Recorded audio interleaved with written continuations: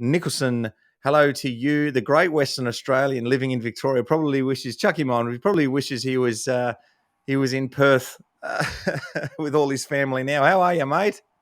I am well, Robbo, and yes, I don't know whether it's irony, but yeah, the Demons winning in Perth. I was able to get mum and dad along, but it was nice to have a bit of family there. But yeah, hopefully the guys can do it in Melbourne. So it was nice. It was done in WA, better than any other state, I suppose. True.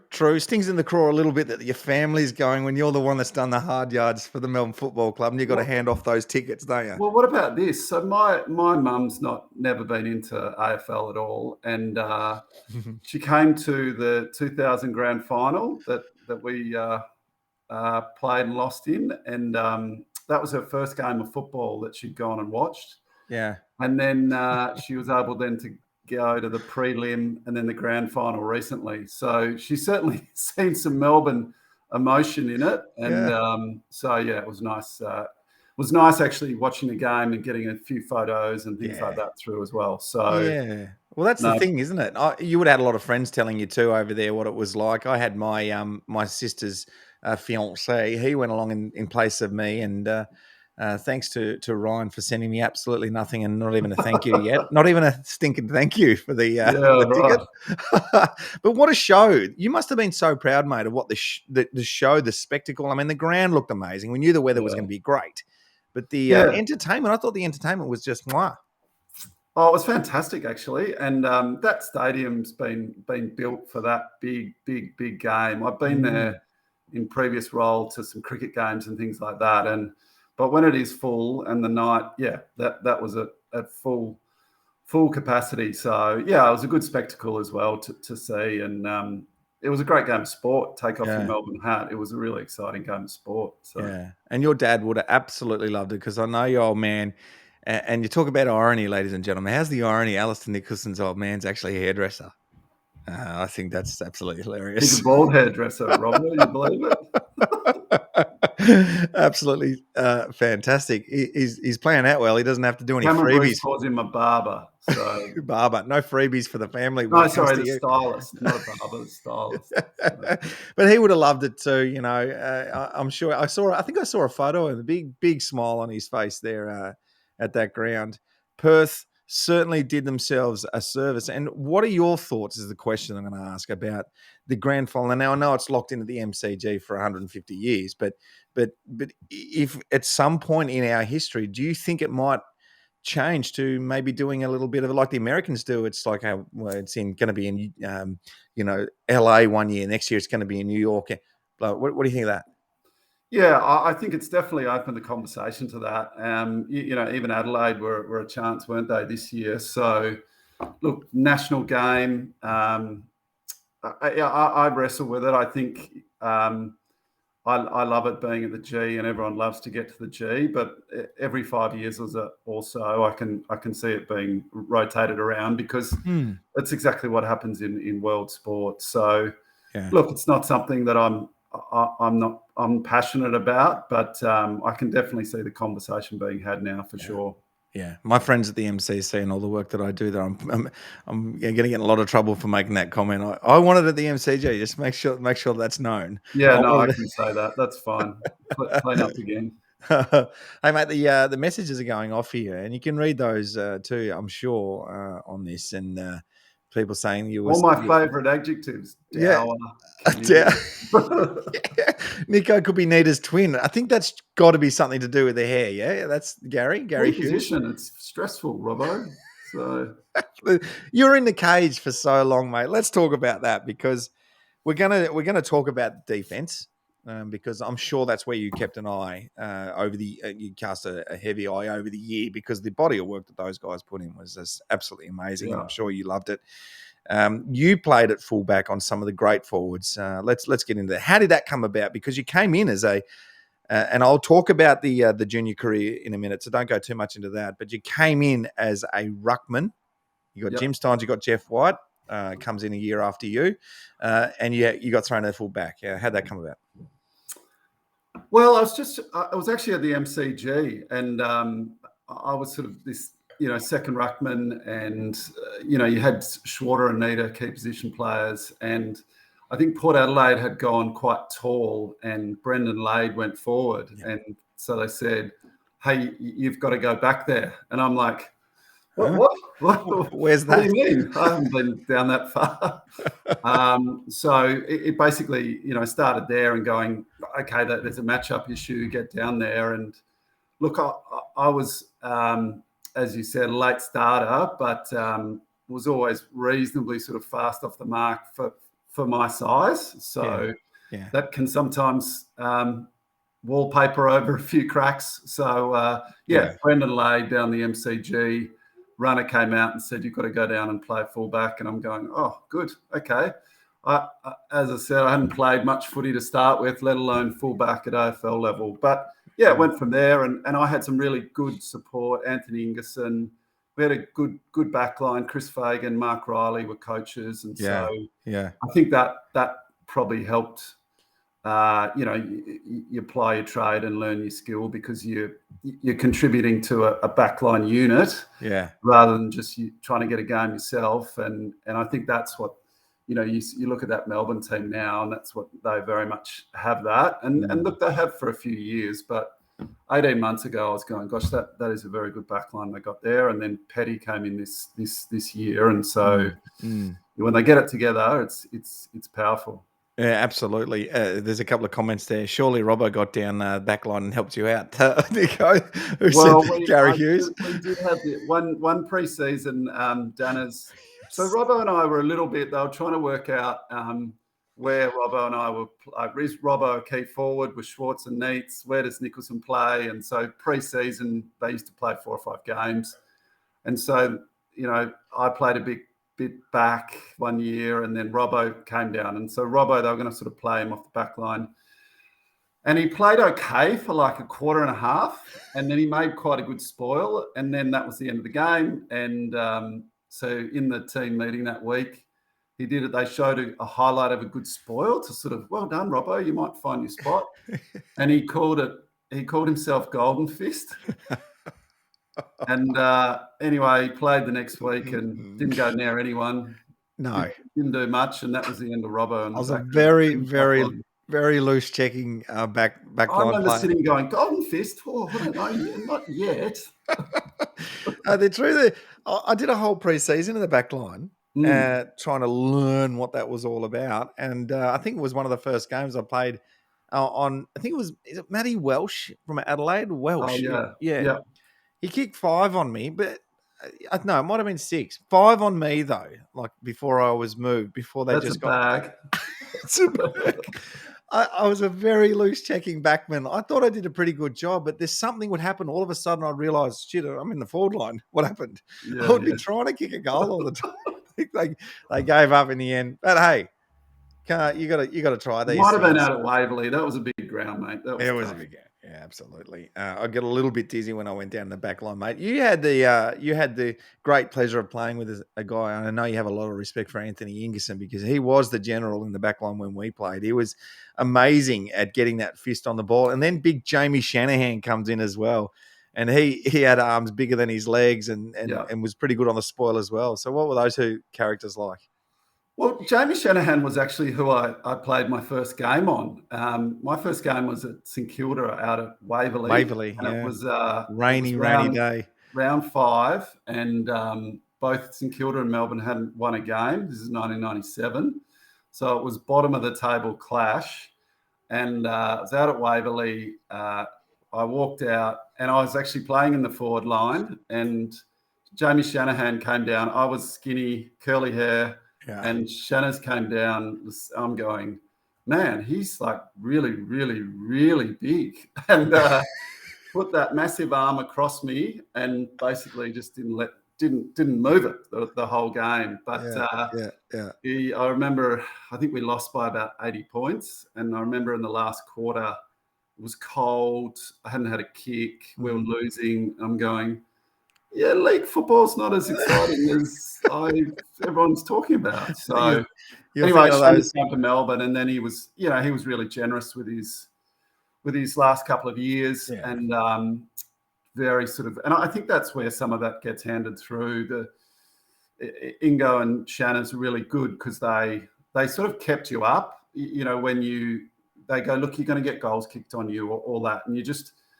had trusted in some of that experience. So I think that's really important. Where you're a young key back. So yeah, really, really fantastic guys to know. All right. I remember a game, and I wasn't there to hear this, and maybe you were, but it was in the back line where it went down, and it was Mark Miranda. So obviously playing Richmond, and Brent Gergich, who's a great friend of ours, and shout out to Gerge. And maybe we should get Gerge on the show. What would that be like, fans of the show? Because people are throwing up who they'd like to see on the show. Your name came up a few times. They go, don't you worry about that. I got my kids to do that.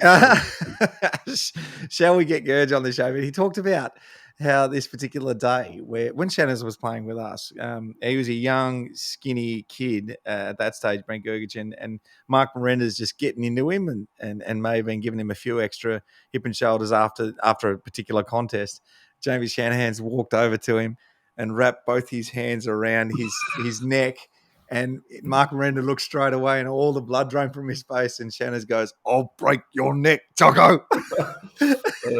And Mark Miranda's just gone all limp in his arms, and he threw him away. So he was a mountain of a man. I do remember that. I know Mark's sister, and I was thinking about that the other day, actually. So yeah, it's one of those guys where it doesn't do it that much, but when he do it, he means it. So because he's got one lazy eye, Shannons. People may not know this. When you look at him, he just looks like Chopper Reed or something. He's really weird look, and you're like, yeah, I don't want to mess with this guy.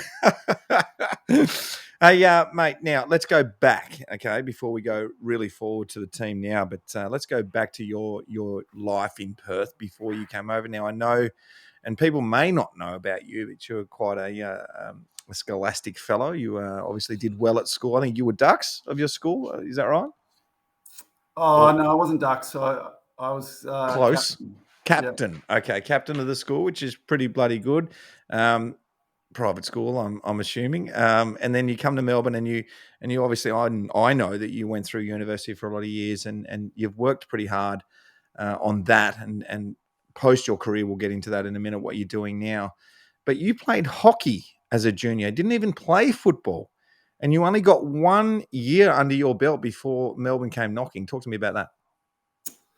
Yeah, well, WA is obviously a footy state, but when we're about 10, I've got a twin brother, Chris, and Mum and Dad got us playing hockey, and I think that was a deliberate strategy to sort of move us out of the rough and tumble of football. And then at school, then you finish at 17, year 12 was 17, and my brother went overseas for a year, do a gap year, and then I was just in Perth for a year, and I just kept thinking, I can't live in Australia and not play a year of AFL. And then I went to an 18th that it was at Claremont Football Club, and the guy whose 18th said, I'm going down to try out for the Colts, which is the under 18s, on Monday. This is on the Saturday night. You need to come with me. And I said, yeah, sure. And then I didn't think about it again. And then he rang, this is before mobiles, he rang the home line on Monday. I didn't really know him that well. Anyway, he said, you said you need to come down. And I'm like, well, you sort of got to be a man of your word. Yeah. And so I went down with him just in my hockey shoes, and it just went from there. He unfortunately got cuts, and then the squad got reduced, and started playing. In the middle of the year, I went away for 6 weeks to see my brother overseas. So I missed Teal Cup or whatever it's called these days. Sorry. And then, we had a good team. We won the grand final. The league team won the grand final. So, 16 or 17 games was enough to get the eyes of people getting drafted. So, yeah, it was a great fun year, and it was sort of great to get drafted, but it certainly wasn't, as you said, I was probably on a different path of university and whatever else. So it was certainly, life took me in one direction, and I probably made the most of it, but yeah, it certainly wasn't on the cards 12 months before that. Mate, 10 years of AFL football, from 1 year in Colts and playing only hockey. Now, you played for Scotch, am I right in saying that? Now, a small world. Digital Dave, who the fans know watching, has been producing this show with me and running everything behind the scenes remotely. He played hockey against you. He played for Wesley. Yep. Over there. And did Ben Cousins come from Wesley? Ben Cousins? Geez, small world. There you go. He played against you. Clayton Gardner as well. Clayton Gardner, who spent 1 year at Melbourne Football Club before heading back to Perth after not quite making it. But wow, what a year that was, though, when you first got drafted. You lived with David Schwartz, coming to the end of his third knee rehabilitation and getting back to playing football. Talk to I mean, you probably can't talk much about what happened at David Schwartz's house over the years, but what was that like moving in with David Schwartz from Perth to David Schwartz's house? Yeah, well, it was a funny experience because it had Schwartz's mum, Mary, was living in Schwartz's house as well. And so he was coming back from, I think it might have been third knee, fourth rehab. So he was sort of not hardcore in the group. He was sort of rehabbing. So you sort of had the mix of the ox and the world that was the ox. And, he enjoyed the horses and all that stuff. But then you also had his mum there as well. And so you had some of that family feel about it. So it was probably a hard year for the club, 97, because we only won 2 games. Yeah. There's quite a few sort of injuries. But yeah, it was certainly experienced, and Ox was as sort of engaging and as charismatic as could be. And I learned a lot. I'd never been to a TAB or a casino or any of that stuff, and hadn't tasted much bourbon and coke and all that. But we're sort of different personalities, but got a good understanding of each other. And we actually lived together for quite a few years. So I think we were sort of interesting match, but we got on well. Yeah, absolutely. The years that we spent early days were, so I feel like, and you might not agree with this, but I feel like, and this is part of being young, you do tend to party a little bit more, but it was just so relaxed in terms of the professionalism of AFL football when we first got drafted. And then it was about probably 4 years in when things really got serious, and we just did not. You even thought back to 4 years earlier, the things you were doing, going, wow, you could never get away with that anymore. That 98, 99, probably 2000 it ended. There was a lot of fun to be had, wasn't there? I mean, can you remember some of the shenanigans that we got up to? Yeah, absolutely. And I think, there's a lot more money in the game these days, but I think we got a really good taste. I actually remember our first year, we had Andrew Obbs was on the list, and he would do his weights in the morning, and then he'd go and do his landscaping job during the day, and then come back. And there's probably only a couple of those guys, and that was probably 97. I reckon was almost the last time, because the high performance element was sort of coming more and more. So it effectively sort of became sort of full time, and then some of the broadcast money was starting to come in then, so the contracts were a bit bigger and things like that. So you didn't necessarily have to sort of double time on jobs or something like that. So, but yeah, what that meant is there was that little area where we were able to not be under as much scrutiny. So yeah, it was enjoyable, and there was a really good feel. We always had a good group. We've got a good past player group, so definitely good fun off the field. And we also had some good Melbourne people: Jim Steins, Gary Lyon, Brett Lovett, Glenn Lovett, some really important names. So you and I were lucky enough, Stephen Tingay, to sort of get on the end of those guys, and then start working our way through our period, our generation, if you like. Yeah. So it was a really good time, and I enjoy seeing those guys whenever I see them now. It was amazing. It really was. And I remember you probably started a couple of days after me when we got drafted in that 1990, I suppose it was 96 when we came over. Yeah. And we were doing a beep test you arrived on that day and walked up. I'm like, who's this tall bastard walking up with the massive hair? The tightly knit curls that Kimberly Crossell just said. They were really tightly knit curls you had back then in those days. I was like, who's this guy? And it turns out to be the kid we've just drafted from WA. You were lucky you missed that beep test. But my word, and I go to this because what was the level? Gary Hughes asked, what was the level of fitness and preseason training? I firmly believe the work we did back then, less science than what it is now, but certainly we put a body of work in over a preseason, didn't we? Well, I mean, 3 weeks after that, yeah, you're right. I do remember that you doing beep tests my first day off the plane, and I'm like, oh.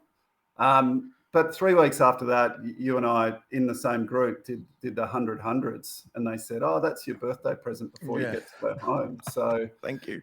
Yeah, I think what I would say is, I think it's a lot more sophisticated now how they bring young.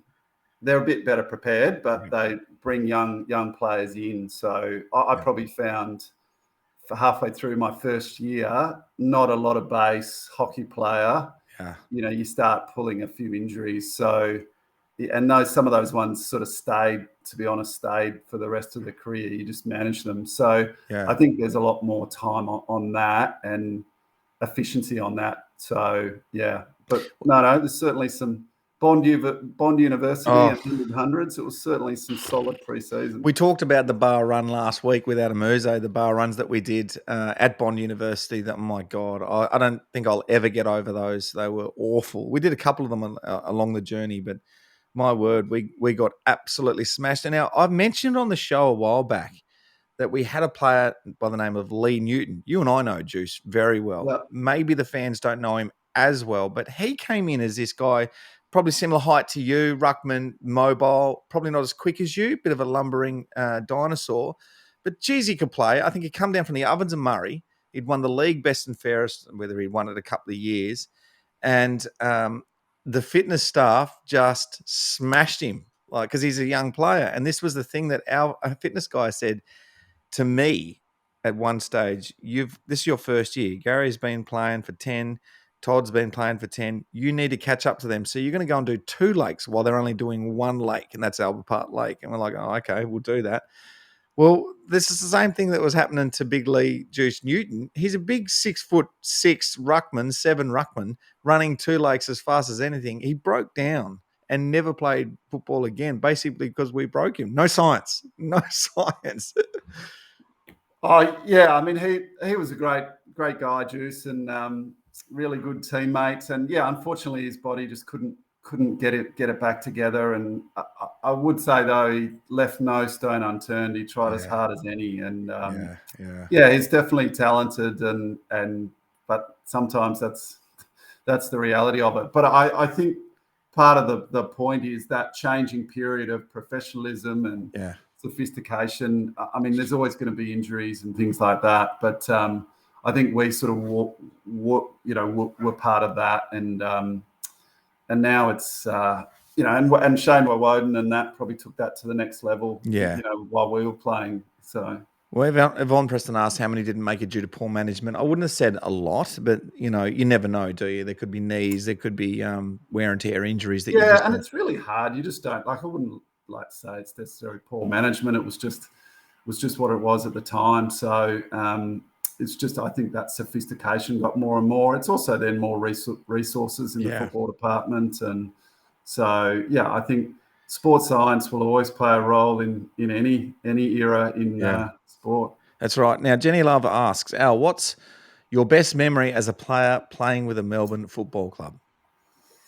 One really strong memory is actually when we beat Geelong, and it's not so much because it was my individual game or anything like that, but we hadn't won down at Geelong for a very, very long time, and 1984 was sort of what Neil Danaher, and we had a few goes at it, but we eventually beat them by 1 point. And Matty Egan missed the goal sort of after the siren. And so for me, that was a great win, because it was something that all those other great players, Gary Lyon, Jim Steins, they'd all been down the highway, tried to get the points and hadn't. Yeah. And then to win at sort of Cardinia Park, that was a great win, and I know that was an important one for Neil. But that was sort of a good home and away win. Yeah. I think winning away from home was all. I always enjoyed that. I always enjoyed winning in Perth. Probably my best memory. Sorry, Robbo, it's just taking me a bit of time to work through all the goals I kicked. I kicked a super goal one year.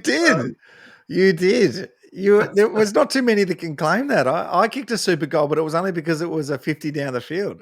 Yeah, right. Okay. I can claim it, but it wasn't from outside 50. So I'd say beating Geelong, kicking a super goal.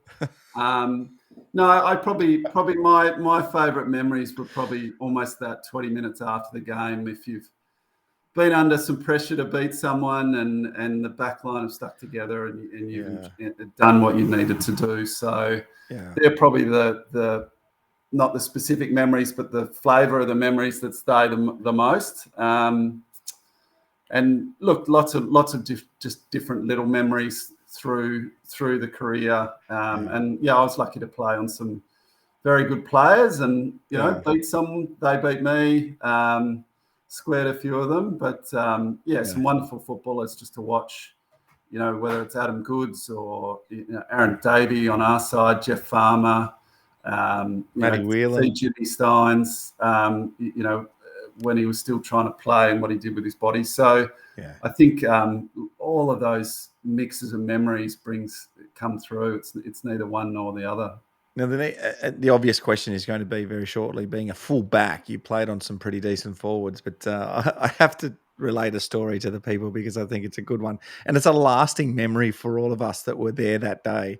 We were training. Was it at and it wasn't Melbourne High. I think it might have been Melbourne Grammar, maybe. Melbourne Grammar. That's right. You know exactly. I know where you're going. Yeah, this is great, and it might be only funny to me, and you had to be there sort of moment. But this is funny, guys, because the players. We're doing a scratchy kind of match, and this is halfway through the preseason. It's not even like, we're not even past Christmas yet. I don't believe. Is that right? It might have been January. We were training on their facility down there. We're still a long way off playing football. So when you get into any type of scrimmage, any sort of match simulation training, which we were doing at that stage, you don't go too hard. You don't tackle. You don't you don't do anything extraordinary anyway. Even I knew that you don't go and try to take the mark of the year. Well, Nico's playing in the cage, as he invariably did in his career. And Jeff White's just sauntered down where someone's having a shot on goal, and he stood behind the goals and waited. No one followed him because no one's trying that hard. Nico's just standing there ready to take a mark on the line, and all of a sudden Whitey's come from nowhere and taken the big hanger on Nico's back, planted the knee into the back of your head, I think, or shoulder. Yeah. And I've heard from a long way off. I'm thinking, what's Whitey doing? And then I hear the scream from you, and then the follow-up, no hangers yet, Whitey. It's not a very good sledge when I think about it, but no hangers yet. It took me. I just knew, you're sort of doing 13 sessions a week and all that, and about like 2 seconds before impact, I'm like, he's about to take a hanger here, isn't he? Surely not. Bang. And I'm just like, oh, Whitey, you are just not doing that to me. So, I love that. It's funny what will make you laugh and what you think is great. I'm not surprised you find that funny, Rob. I did it to a few people, I must admit. But I think I had the sense not to do it, No, that's right. Yeah, that's as you say. That's there's a code there. There's a code. It's broken. Okay, so best players, obviously, and I was going to roll up, and I thought I might do it, but because he's such a great friend of mine, I'm not going to roll the footage of Matthew Lloyd and Chrissy Tarrant taking marks of the year with you close in tow. But I'm sure people will remember, and YouTube it if you want to. I tell a lie, I actually tried to get the footage going, but we had a little bit of an issue here and we couldn't get it working. But Chrissy Tarrant's taking the first mark, right? And it's a great mark. He's sort of got a nice sit, big pack in front of him. I won't talk through it. You talk through it because it was a pretty good mark, wasn't it? Oh, it was a great mark. It was Collingwood, Melbourne, always big, and he was a good player. He wasn't like a sort of structured player where he'd hit the right, he'd sort of whiz in and out, and Wowie was sort of dropping back, and so the game was sort of here or there, but he hadn't sort of grabbed it that much, or hadn't got a cheap kick or whatever. And so you could just sense that, and that's what good forwards did. You can see that Aaron Norton do it. He just throws himself at it. And so we were running out, the ball was coming in, we probably had about 30 meters, we're running to it, and I'm sort of on him going, okay, like what he's looking at the ball, is he gonna launch here? And then I didn't think he was, because it was quite a big pack, and then he's just put the accelerator on and gone for it.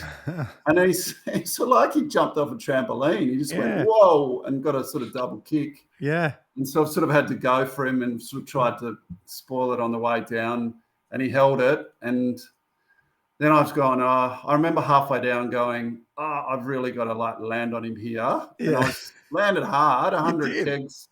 And I was like, maybe he's not going to take his kick. But he got up and he slotted it. So good on him. It was a good mark. You landed right on his guts too, or the middle of his back, and it would have absolutely hurt. But it was a ripping mark. You've heard a couple of guys along the way before I get to the Lloyd mark, because I think that's more of an interesting aftermath with that one. But you hurt somebody as well. Now, Matty Whelan, we all know famously hurt Nathan Brown, breaking his leg. You were involved in a little entanglement with Jason Snell from Geelong at the MCG, around about 15 metres out from goal. It was a hideous injury, but that's what sport does. Can you remember? Obviously, you do remember that. It was pretty awful, wasn't it? Yeah, so we're playing Geelong. He was really good forward. I think I was playing on Biz, actually, Clint Bizzle, before he came over. Yeah. And so it was just around the 50-metre line, and it was sort of one of those quickish plays. And Stephen Phoebe was on him, and he sort of dropped off him. So I had to leave Biz to try and get to Snell. And so I've just tried to sort of I was trying to get the ball and just fell. And then I've just jumped up straight away, looking back to try and get back on Bizzle, because I'm going, well, he's going to quickly kick it to him. And so I didn't sort of stay around. I've just had to hit back. Yeah. And then the plays sort of stopped. And then he's jumped up, and his legs got caught under me. And so, complete accident. But he had a horrible ankle injury from that. And really, that was a real challenge for him getting back. He was part of the club and at Geelong, I think. But I saw him a few years later, and to his credit, he's a wonderful guy, great energy, and but it was just again one of those football incidents. So it's never nice, and you occasionally see that, but I actually didn't hear anything, or I didn't even see it, because I was just trying to get back on Biz. Yeah.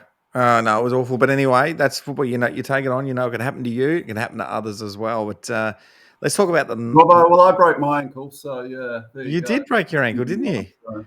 Now, how did that happen? Remind me, because you did your knee as well. I remember you did your knee. We had a knee injury, which I did my knee Queen's birthday on the MCG with Anthony Rocker, the last quarter. And then I'd done my ankle 5 years before. I'd gone down and played in the reserves at Punt Road, and I was rucking, and I just got in the wrong position, and my ankle broke. And so, that probably, to be honest, to go back to your earlier question, probably moved me closer to playing as a key back more, just because the jumping leg and things like that. Which was never quite the same. That's a good question to ask, I think, is which is the more difficult? Because playing fullback on Matthew Lloyd, who we know just attracts the ball and is going to get kicked too, versus playing in the ruck when you're doing all these dangerous things where you're not looking where you're landing. You can land awkwardly, knees that happen to ruckman all the time. They change the rules all the time to save ruckmen from doing their knees, and then you've got to play all over the field, and you've got to ruck all over. Which is harder? Which one would you take?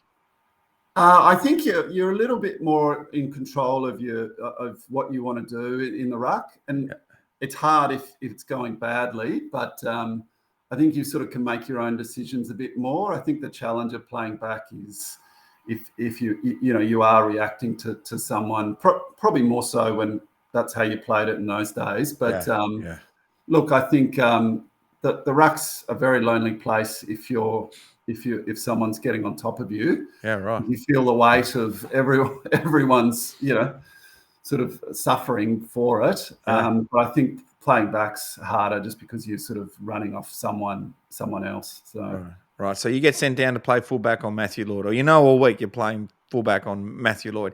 How do you play Matthew Lloyd? Firstly, how do you stop him from getting a kick? So look, he's very, very smart. I think one game we played, we sort of wrestled quite a bit, and I probably shadowed him maybe. And then next game we played, he just ran and ran and ran. So what you find with those good forwards is they've got a couple of different clubs in the bag.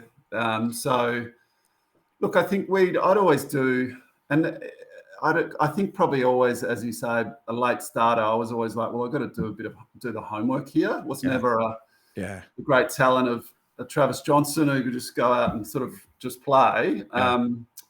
So you'd have a look at their leading pattern. It was all video. It probably wasn't as coded as it is now, but definitely sort of looked like what they do when they're sort of under pressure. Do they kick it, or do they swing to the left or hold? See where they've got their goals, and then try and have a look at a bit of behind the goals footage. So sort of probably similar to what gets done now, but now it's probably our back six we'd work. Now it's very much almost the 18 need to work together. Yeah, 100%. And we'll talk about that in a sec, but I want to talk to you a little bit about what you've done post your football career, because there's been a few roles. You've worked for Jemba. I think post your career was the first real job out of it. Yep. Then you've gone to CEO Cricket Australia, Australian Cricket Association. Yep, ACA, yep. ACA, and now you've got your role as the boss of the coaches. So let's talk about your working career, and then I want to talk to you about cricket as well. So bang, go. So look, I suppose, as you said, I'd always studied and always had an eye on maybe being a fullback. You know the end can be very close very quickly. So I was always sort of thinking about what next. And I essentially, when I was playing, I was always interested in the Players Association, not just because more I was studying something about, say, commerce, and then I was sort of able to think through it through the industry that I was in and knew. So I essentially finished playing and then jumped the fence. The company called Gemba, Glenn Lovett was really important in that, and gave some opportunity there. And Gemba's consulting in sport, and so it just gave me lots of different opportunities because you're just doing lots of different consulting jobs. So it was a great apprenticeship's probably not the right word, but it was a great sort of company just to get exposure in. Yeah. And then you sort of go up the different levels. It probably takes you 2 or 3 years to sort of get understanding in corporate and get out of the change room and all that. But then all the other leadership things that you picked up on the way, then they start coming through. So that was Gemba, and so really, good partners and great company. And then using that Players Association background and then that role, moved to the ACA, which was a really big role, a lot of work, big issues. You've got the international element of cricket as well. But, we're able to do some really great stuff with female cricket, with, the male players. There's some fantastic players and people involved. They're really engaged. And then after nearly 7 years of that, it was probably time to have a break, and sort of had a little rest around Christmas, and then the Coaches Association came along. So, my thing's always just been, it's been good to be involved in sport, but to be able to sort of represent a group and work out what's important to them and then be able to represent it back. That's essentially what I've sort of been doing the last sort of 7 or 8 years. Yeah, right. Well, Gary Hughes asked, what skills did you take from an AFL club environment into post-footy corporate life? Maybe I can throw this into a question that I've got as well. You wake up and your phone's actually not sure of the timing of it. Was it during the day? But your phone would have blown up anyway. You're looking after the cricket association, when some sandpaper was used on a ball, and some pretty mean sledging was going on in South Africa before that as well. So it was a really tough time to be the boss of the Players Association for cricket when Australia's made it's got to be one of the biggest mistakes that Australian cricket's ever made, using that sandpaper on the ball. Yeah. I mean, I think I'd been in the role 2 weeks, and the Phil Hughes incident occurred, and so and since it then sort of kept going, and we had the industrial dispute, and then we obviously had sandpaper. So yeah, certainly the issues kept coming, and I was actually in South Africa at that time, so was able to get back to the team in that time and support them through that horrible week. Yeah. And it's certainly something. There wasn't a lot of sleep that week, that's for sure. And I think hopefully those guys that were involved have been able to come back and play, which is great.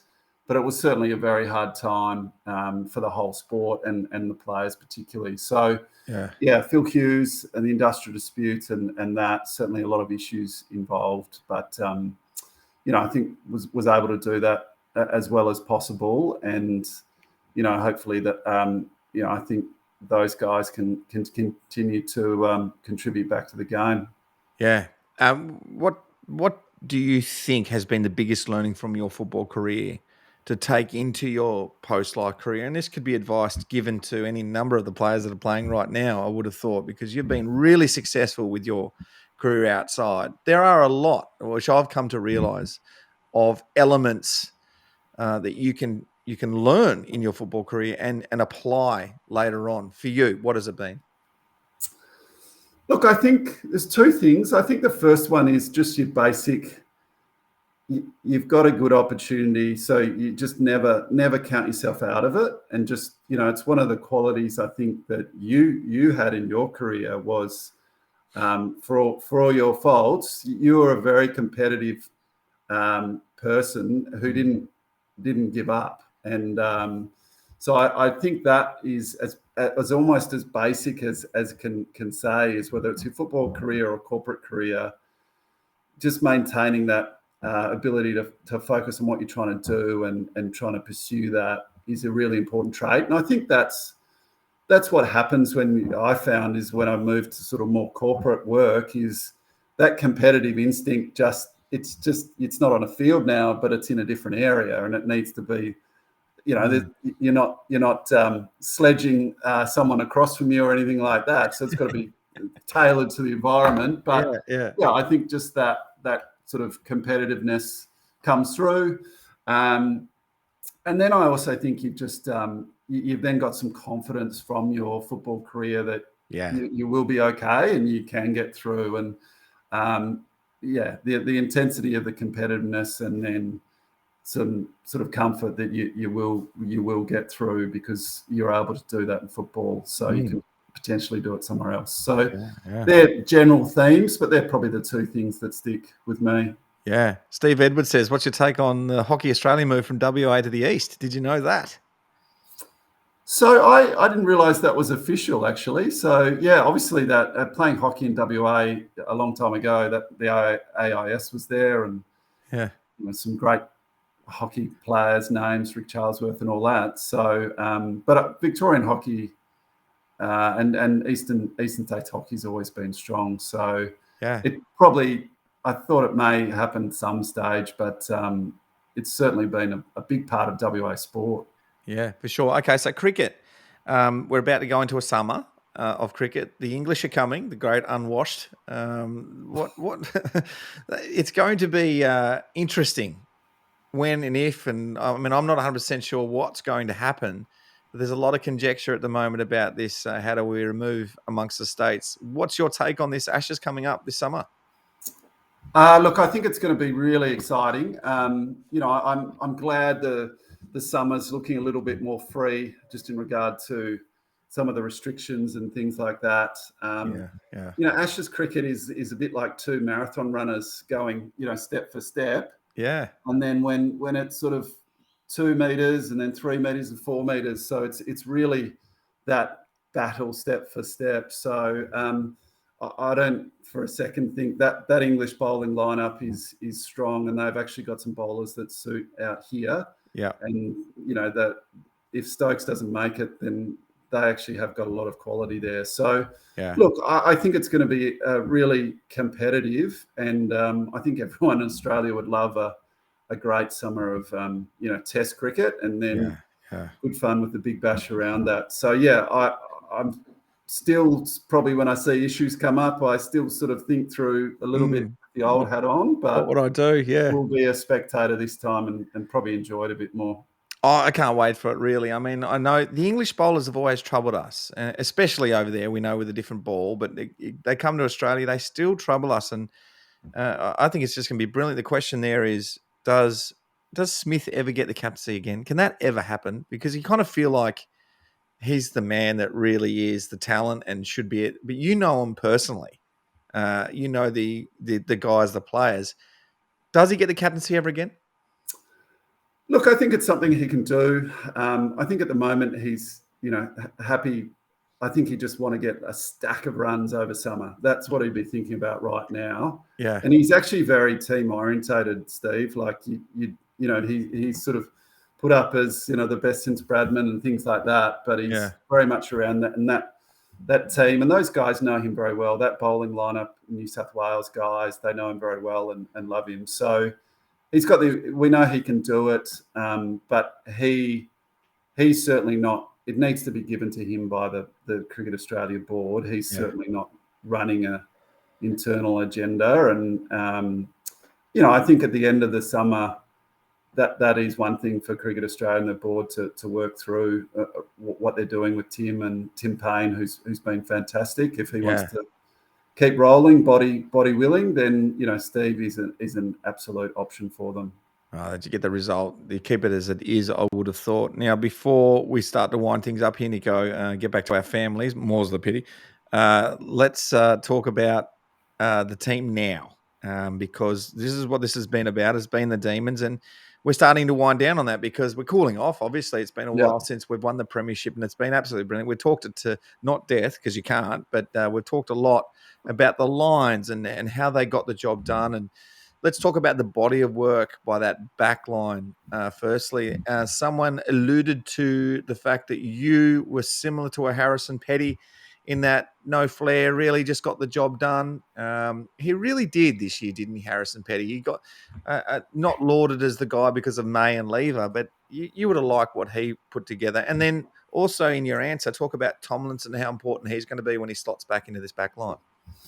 Yeah, I think, Tomlinson, I think, was where we play him was the issue. He played on the wing the year before, and so they'd obviously gone, righto, we're going to play you here, and he'd done well. I think Petty, for me, was the find of the unheralded player of the whole competition, let alone Melbourne, because he just let May and Lever do what they needed to do, and good mix of sort of defensive but also offensive, so good decision makers. So I think we always knew May and Lever were good, but probably Lever took his game to a level that I didn't think he could get it to. And then so I think those three guys are going to hopefully play a lot more football together.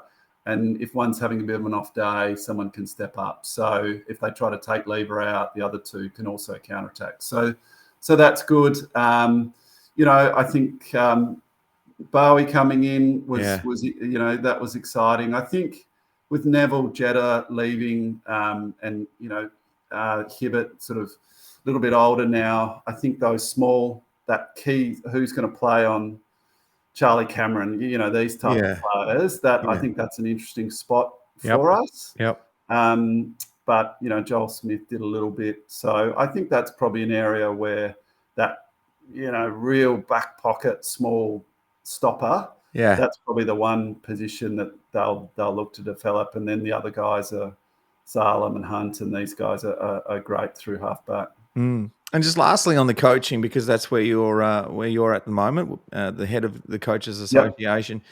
Yep. Obviously, they've got a great crew there. They've gelled well together, but it's been a build over a long time. You'd be pretty satisfied with what they've got down there at Melbourne at the moment in terms of a crew.